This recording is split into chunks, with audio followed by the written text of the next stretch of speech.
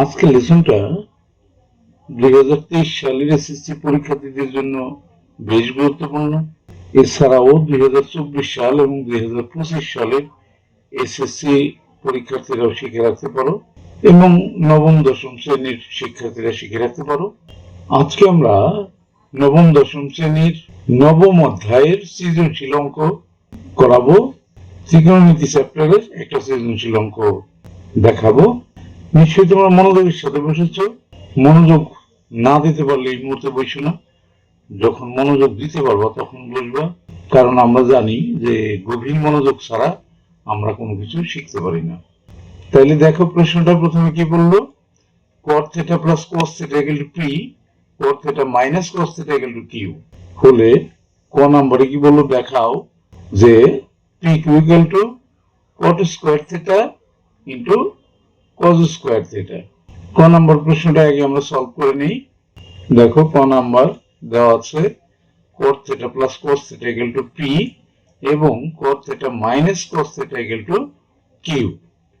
Left hand side আমরা ধরলাম pq, p এর মানটা বসালাম cot θ plus cos θ এবং q এর মানটা বসালাম cot θ minus cos θ।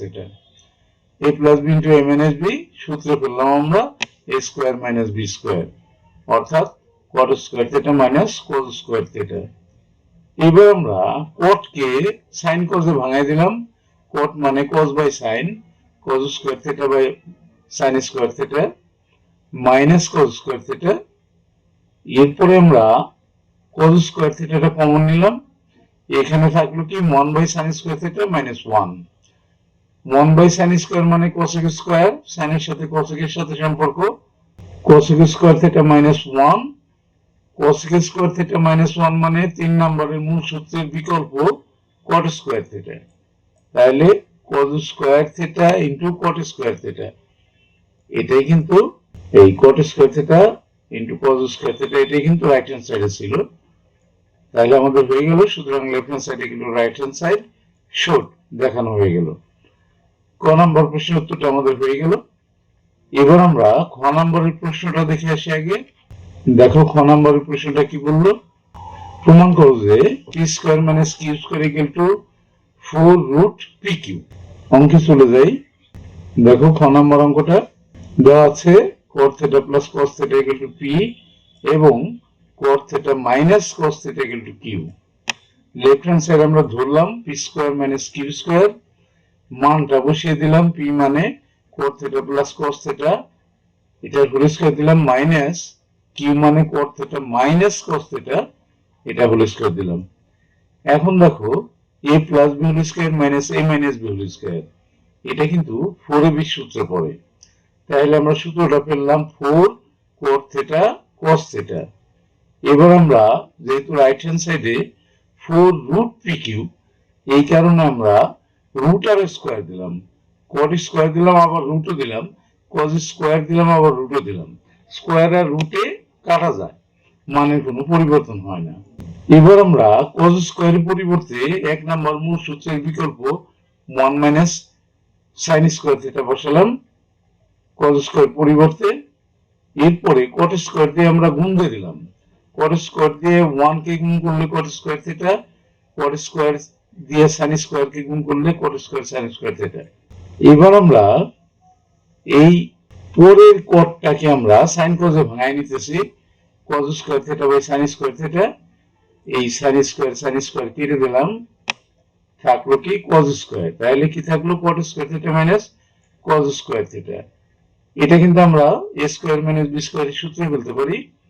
সূত্রে ফেললাম a plus b into a minus b, অর্থাৎ cot θ plus cos θ into cot θ minus cos θ। এবার আমরা এটার মানটা বসিয়ে দিলাম, cot θ প্লাস cos θ এর মান p এবং cot θ মাইনাস cos θ এর মান কিন্তু q। তাহলে হলো কি 4 রুট pq, মান বসিয়ে এটাই কিন্তু রাইট হ্যান্ড সাইডটা ছিল, এটাই কিন্তু আমাদেরকে প্রমাণ করতে বলছিল, সুতরাং লেফট হ্যান্ড সাইডে কিন্তু রাইট হ্যান্ড সাইড প্রমাণিত। খ নম্বর অঙ্কটা কিন্তু আমাদের হয়ে গেল। এবার আমরা গ নম্বরের প্রশ্নটা দেখে আসি।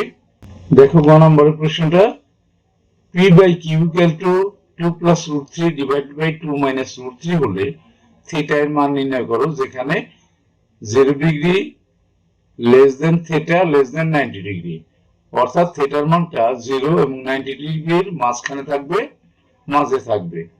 অঙ্কে চলে যাই। দেখো গ নম্বর অঙ্কটা দেওয়া আছে cot theta plus cos theta equal to p এবং cot theta minus cos theta equal to q। এখন আমরা পুরো অঙ্কটা তুললাম, p by q equal to 2 plus root 3 divide by 2 minus root 3। এবার আমরা p এর মান cot theta plus cos theta বসালাম এবং q এর মান cot theta minus cos theta বসালাম। মান বসিয়ে এবার আমরা যোজন বিয়োজন করব। যোজন বিয়োজন তোমরা যারা জানো না আবার একটু জেনে নাও ভালো করে। উপরে যেটা থাকবে সেটা আমরা উপরে নিচে প্রথমে লিখব। দেখো উপরে ছিল cot theta plus cos theta, এটা আমরা উপরেও লিখছি নিচেও লিখছি। এবার নিচে যেটা থাকবে সেটা উপরে লেখার সময় প্লাস দিয়ে লিখলাম plus cot theta minus cos theta, আর নিচেরটা নিচে লেখার সময় মাইনাস দিয়ে গুণ করে বসালাম। দেখো মাইনাস cot থিটা মাইনাস হচ্ছে প্লাস cos থিটা। ডান পাশেও তাই, দেখো 2 প্লাস রুট 3 এটা কিন্তু উপরে ছিল, এটাই কিন্তু উপরে নিচে প্রথমে বসালাম 2 প্লাস রুট 3, নিচেও বসালাম 2 প্লাস রুট 3। আর নিচে যেটা ছিল 2 মাইনাস রুট 3, এটা উপরে লেখার সময় আমরা প্লাস দিয়ে লিখলাম, সাইন পরিবর্তন হইল না, নিচে লেখার সময় মাইনাস দিয়ে গুণ করে সাইন পরিবর্তন করে তারপর লিখলাম। এই রুট 3টা কিন্তু প্লাস হয়ে গেল। এবার দেখো উপরে মাইনাস রুট 3 প্লাস রুট 3 কাটা, আর নিচে মাইনাস 2 আর প্লাস 2 কাটা। বাম পাশে দেখো minus cos theta plus cos theta কেটে দিলাম, আর minus cot theta plus cot theta কেটে দিলাম। কি থাকলো? উপরে থাকলো 2 cot থিটা আর নিচে থাকলো 2 cos থিটা, আর ডান পাশে থাকলো 4 ডিভাইড বাই 2 রুট 3। এখানে যদি 2 দিয়ে আমরা 4 কে কেটে দেই তাহলে এখানে থাকে আমাদের 2, আর এখানে 2 কেটে দিলাম। বাম পাশে থাকলো কি cot theta by cos theta. এই cot থিটাকে আমরা sin cos এ ভাঙাই দিলাম, cos theta by sin theta, আর নিচে cos থিটা থাকলো। আর ডান পাশে যা ছিল তাই।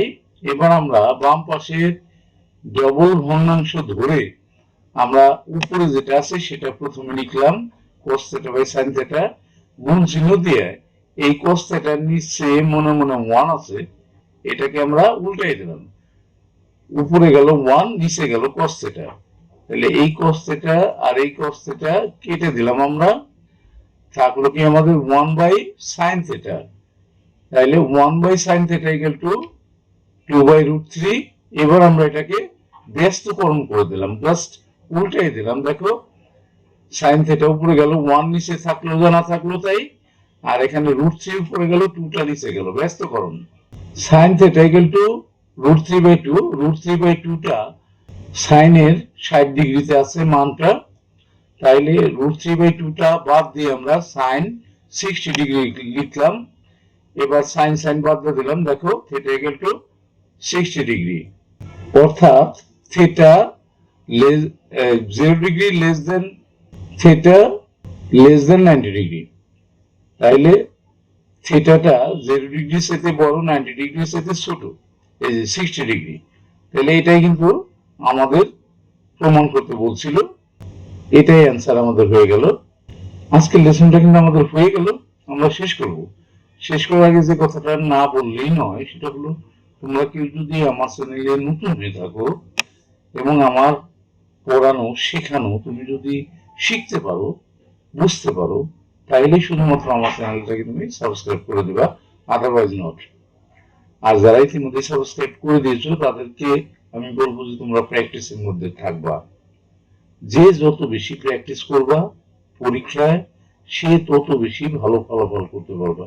এটাই কিন্তু ভালো ফলাফল করার গোপন রহস্য। অতএব তোমরা প্র্যাকটিসের মধ্যে থাকবা। ঠিক আছে, শেষ করছি। Thank you for watching, see you next.